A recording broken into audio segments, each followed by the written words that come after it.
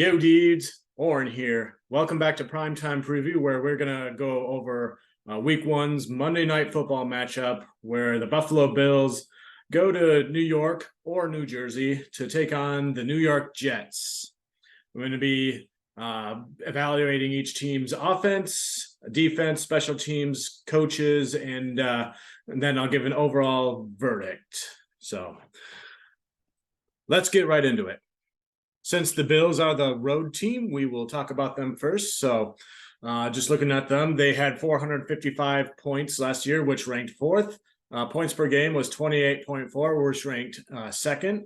So keep in mind that they only played 16 games instead of 17 last year because of the Damar Hamlin situation during the final Monday Night Football of that regular season. And then yards per game, 397.6, which ranks second. Rushing yards per game was 139.5, which ranks seventh.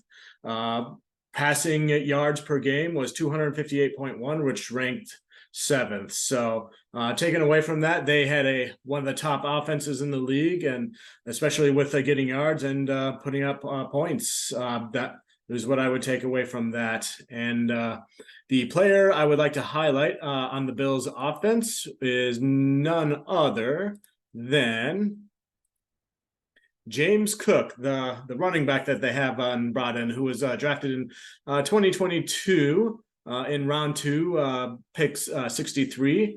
And this last year, his PFF score was 73.2, which was decent, I would say. The run grade was 76.8, again, pretty decent. And the receiving grade was 68.3. And the reason I highlight James Cook is because, as we all know, Josh Allen really pretty much seemed like he was the only running back for them, the way it seemed like the Bills thought they could get away with passing the ball and not necessarily having to rush the ball. And a lot of us tend to think that's kind of what was a contributor to their downfall from last year. So I would imagine if the Bills want to be more successful, then they'll have to try to utilize the running game as best they can. And James Cook would be who they would turn to for that. Now on to the New York Jets offense. Long story short, their offense was average to below average last year, but they've added so many new pieces that nobody really knows what it's going to look like this upcoming season. And no opposing teams have much film tape from the previous year that would be effective for studying and preparing for this offense. So anything could really happen. But last year, they had 296 points, which ranked 29th out of 32. So right there toward the bottom. Points per game, 17.4, which also was 29th. Yards per game was 318.2, which ranked 25th. Rushing yards per game was 99.2, which ranked 26th. And passing yards per game was 219th, which ranked 15th there. So their one knight in shining armor in terms of their offensive stats was their points, their passing, from what it looks like there, because they, as we remember, they had the offensive rookie of the year in Garrett Williams, whom I imagine had a role in that.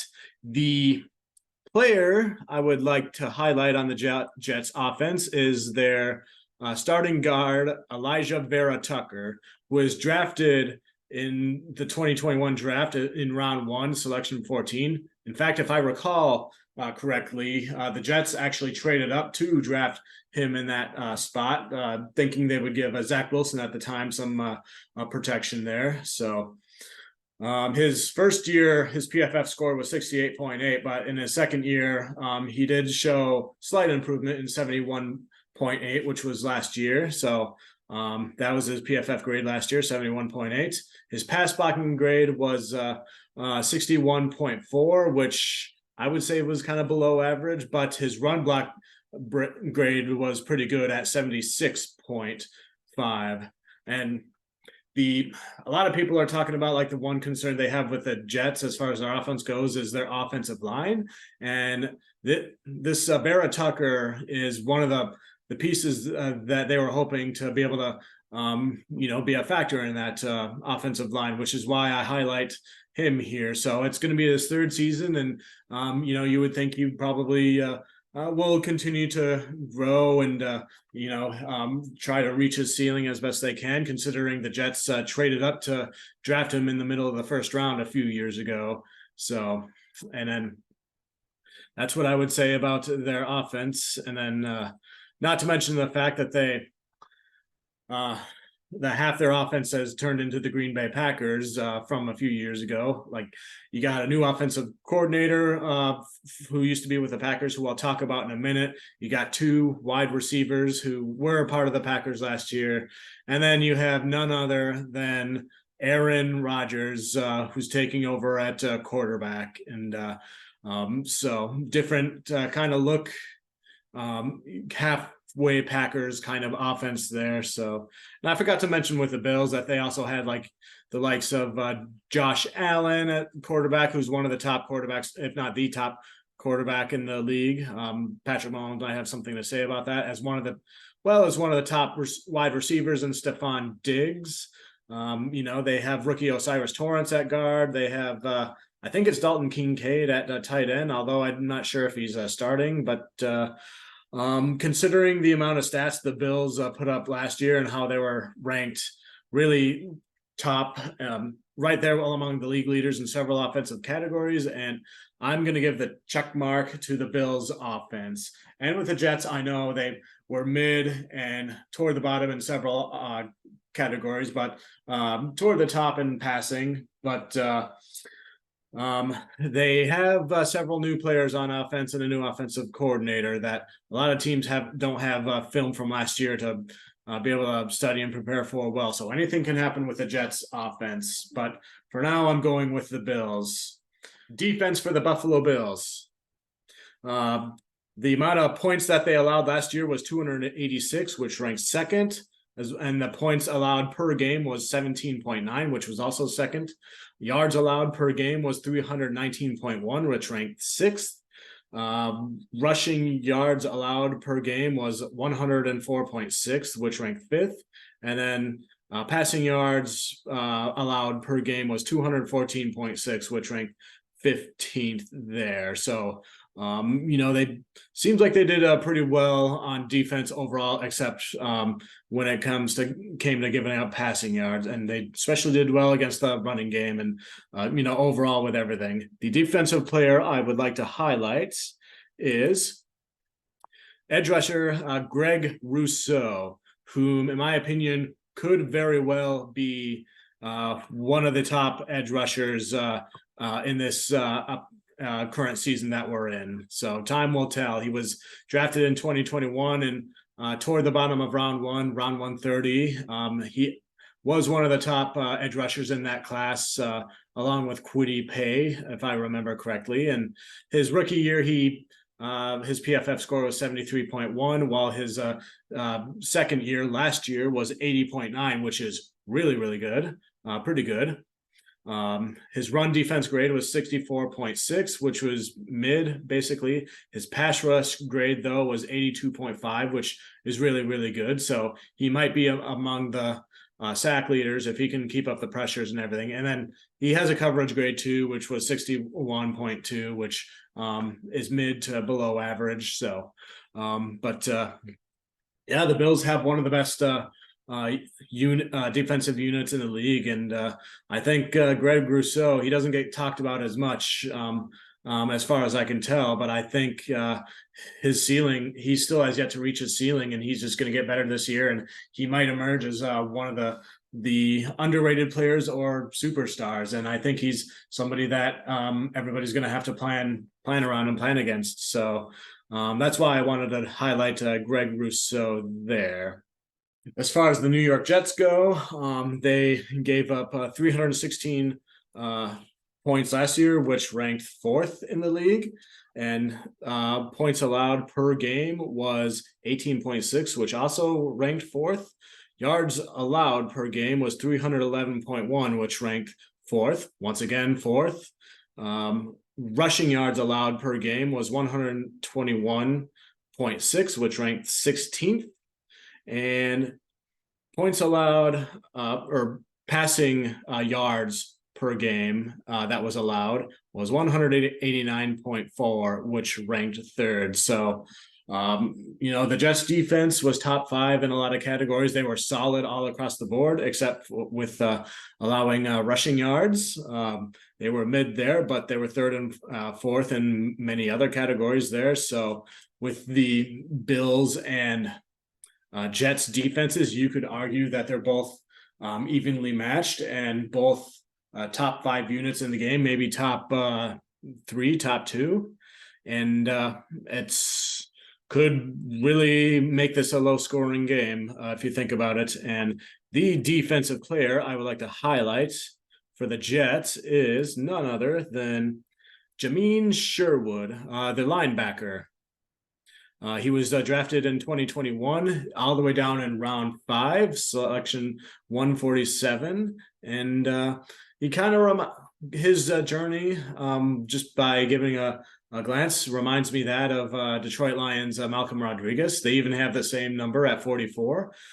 His first year, he was 59.7 for PFF score, but his second year, last year, he was 79.1, which is pretty good. Like if you get up to 80, then that's basically like a B plus A minus range.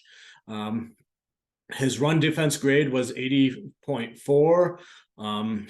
Which again is really good. Pass rush grade 74.1, which is good. Coverage grade 55.6, which is mid. But in looking through the Jets defensive players, considering that the Bills are going to have to step up their run game and the Jets rushing grade, the rushing yards allowed is going to be something they're going to have to improve on. And I think Sherwood is going to be one of the keys in trying to bring that down, especially when Josh Allen runs with the football. And he's that one quarterback in the league who is built physically, who could run over a defensive player. And I think Jameen Sherwood, I would like to think he has the sideline to sideline speed and then the smarts and the quickness to be able to run down the running backs and the mobile quarterbacks. So that's why I think Sherwood could be key in this defense. But as far as, this could check mark, this very well could be a tie because both of these defenses look legit.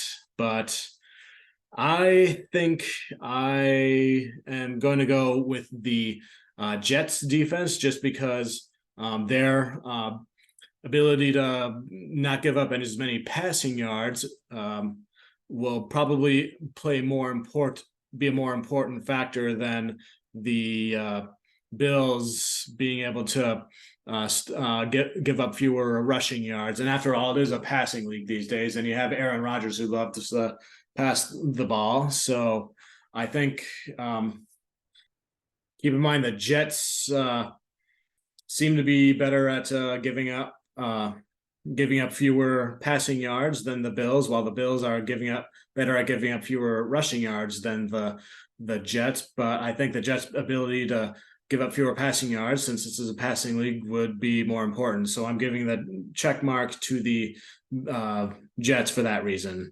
So defense, Jets, check mark. Special teams. I took a quick look at this one, and PFF graded their special teams 21st, while FTN had them ranked 14th. Once again, I'm citing the article I keep talking about by Dan Fornek, NFL Special Teams Rankings 2023 from FTNFantasy.com. So once again, shout out to Fornek in that article. I'm going to probably continue to source it until I am able to find something better, which doesn't seem likely in the near future. So anyways, special teams, the one player I think I'd like to highlight is the Buffalo Bills punter, Sam Martin. No, he is not the punter god that everybody talked about a couple of years ago when the Bills drafted the punt god, allegedly. that guy apparently was cut or released from the Bills right before last season started due to an alleged sexual assault case that, or so I read on the internet. And then he was replaced by Sam Martin. And Martin was consistent for them. He had a 41.2 net yards per punt mark, and he had a 35.6% mark on punts inside the 20s. So not bad for punters there. So getting the job done there. But however, I guess their main punt returner, Nyheim Hines, hopefully I said that right. He had a knee injury, so now they're trying to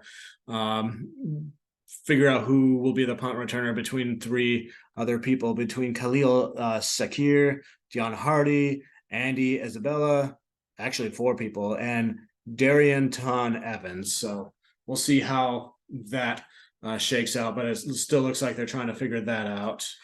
Meanwhile, with the New York Jets, I believe I had them, PFF had them ranked 13th, and then FTN ranked them 20th. So take that for what it's worth there. And then they have a pretty decent kicker named Greg Zuerlein. I think I pronounced that right. The thing with him, though, his kicking percentage is right around 81.1 for the conversion rate, but they ask him to make a lot of long distance field goals quite a bit. So for instance, like last year, he had more attempts past the 40-yard line at 22 than below the 40-yard line, which was 15. And I remember that distinctly because he tried to kick a game-winning field goal against the Lions from a very long ways out. I think it was 58 yards, if I remember right, and he missed that, and the Lions wound up winning that game. That was a close game, and I celebrated because of that. So but yeah, things like that are why Greg Zuerlein is the special teams player I'd like to highlight this time around. So, and like I said in a previous video, I put more emphasis on a consistency and knowing what you got going on with your kick returners and punt returners and being able to get as far as they can to help set up the offense quite well. And the Jets did bring in somebody for both kick returner and punt returner who's able to do that.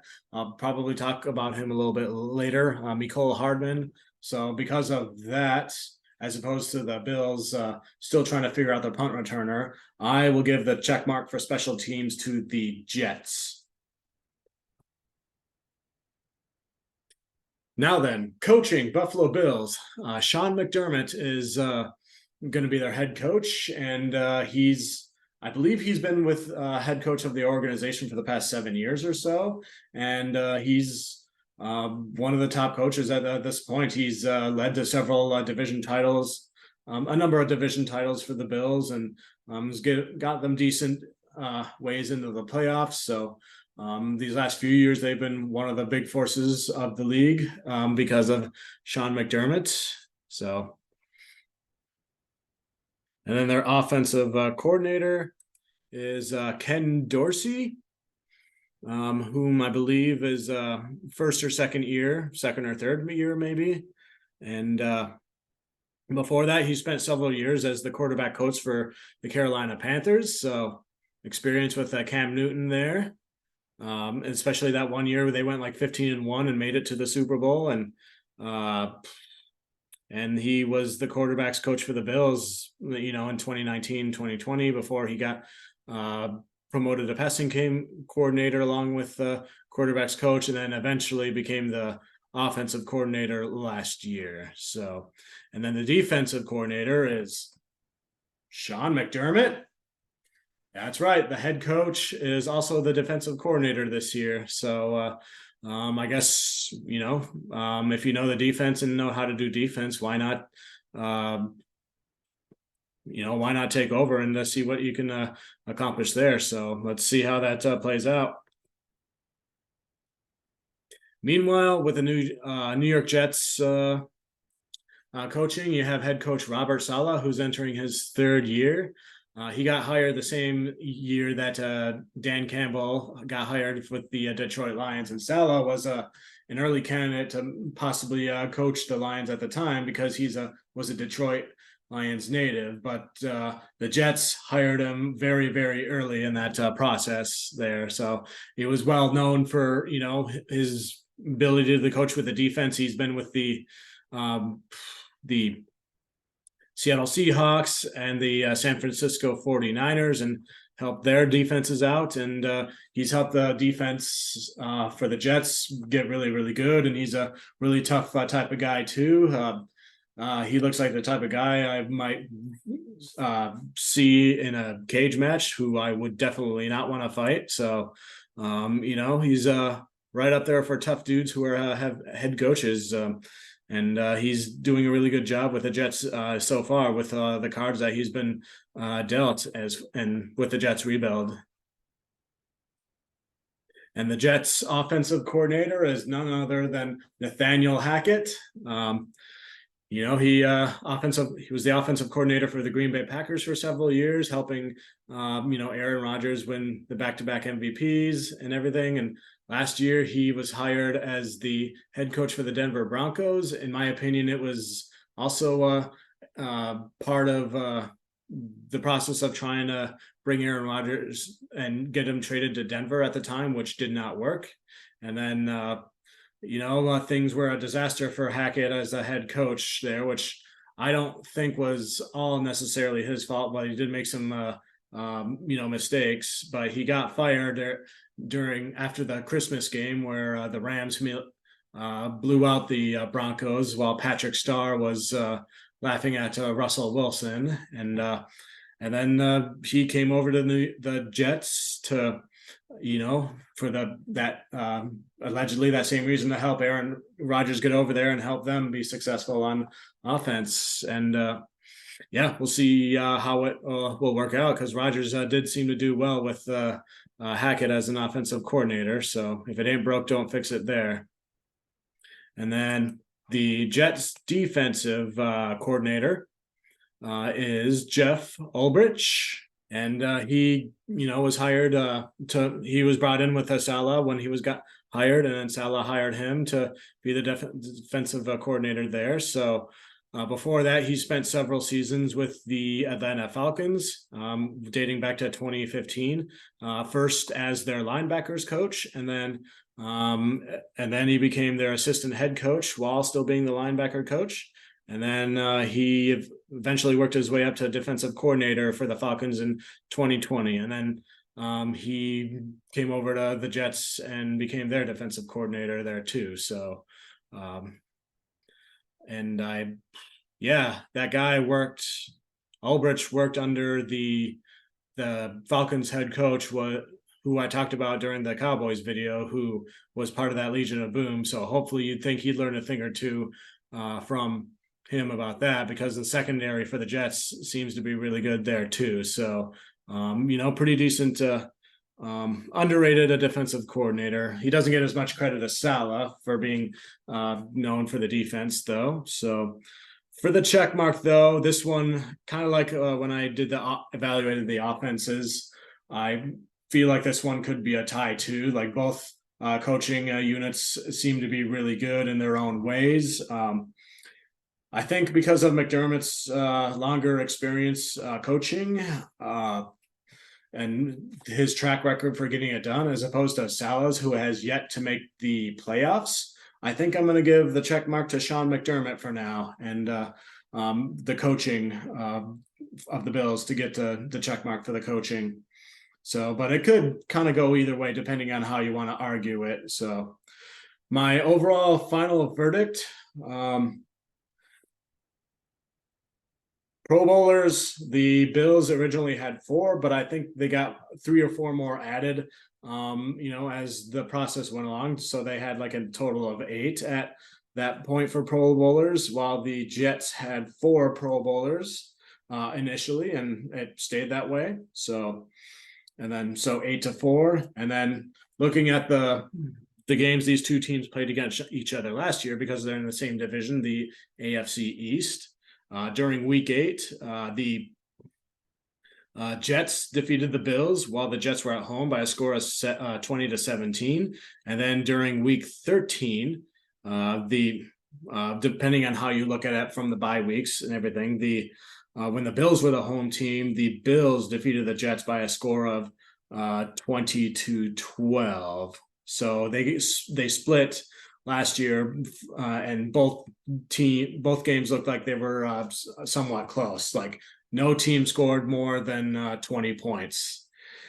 And I think the Bills are still in that down momentum after getting blown out by the Cincinnati Bengals in the playoffs when everything should have been going their way. And then it didn't when Cincinnati beat them. And I still think they have that's carrying over into this game one. And they still have to do some soul searching and pick themselves back up. And the Jets are hungry for success, and they're young, and they have an offense that the Bills probably had a harder time trying to plan around because there's so many newer people there. So both teams are evenly matched, I think, with defense, and right up there toward the top of the league. But the Jets passing defense seems to be better than the Bills, which I think will be a bigger factor in a game like this with two really good passing quarterbacks. And considering all that, I think the Jets are hungrier for success than the Bills right now. So I'm giving the victory of this game to the New York Jets. And not only that, the Jets are the home team, so I think they'll have that advantage as well. So the Jets defeating the Bills in this game, but I could see this game going either way for either team because both teams look like they're very, very good. So there's very little margin of error for both teams. So that's my primetime preview for this game. Catch this game on Monday Night Football, 8:15 p.m. Eastern Standard Time on ESPN or ESPN Plus or ABC. And then I'll probably be watching it on the NFL Plus app on my tablet. So and I'll be live streaming this game Monday night as well. So that's it for this primetime preview, and as always, go Lions, one pride.